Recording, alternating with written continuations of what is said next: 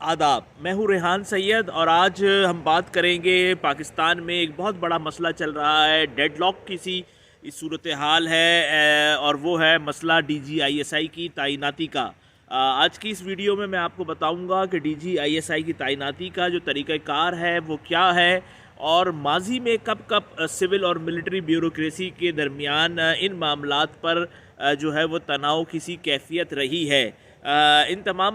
मामलात को हम आज की इस वीडियो के अंदर जो है आपको आगाह करेंगे। सबसे पहले तो मैं आपको ये बताऊं कि माजी में जब भी ISI के चीफ़ की तैनाती हुई है तो उसमें ज़्यादातर ये देखा गया है कि जो एलामिया है वो वज़ीर आज़म ऑफ़िस की तरफ से जो है वो जारी होता है, क्योंकि समरी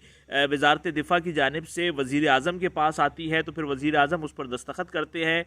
तो वहीं से एलामिया जारी होता है कि ISI की सरबराह इस शख्स को जो है वो लगाया गया है। लेकिन इस बार हमने ये देखा है कि एलामिया जो है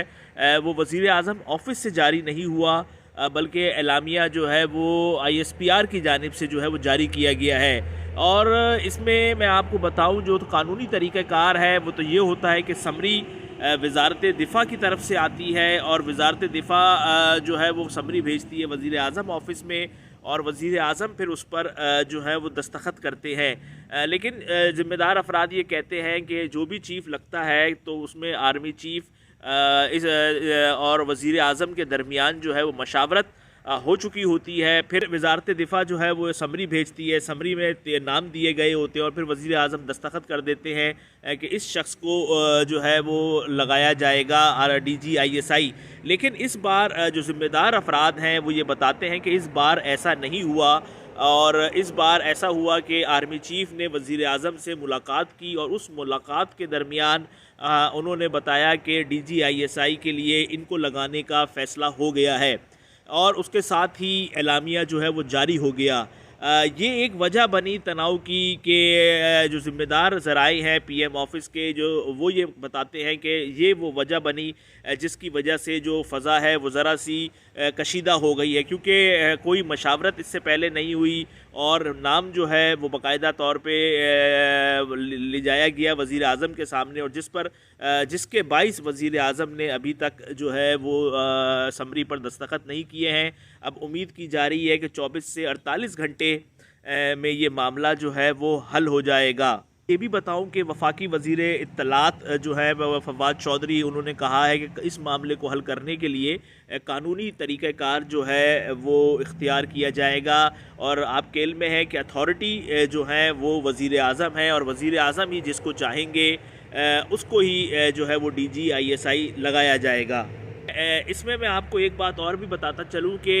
जो ना अथॉरिटी तो यकीनी तौर पे वज़ीर आज़म ही हैं जो कि लगाते हैं किसी को भी, लेकिन जो नाम है वो पाक फ़ौज की तरफ से आर्मी चीफ़ जो है वो देते हैं। हमेशा ही यही रहा है कि जो नाम वो देते हैं तो उसी पर जो है उसी में से जो है वो किसी पर वज़ीर आज़म जो है वो फ़ैसला करते हैं। और अब इन मामलात में जिस तरह से आपके इल्म में है कि बहुत ज़्यादा जो दीगर सियासी जमातें हैं वो इस वक्त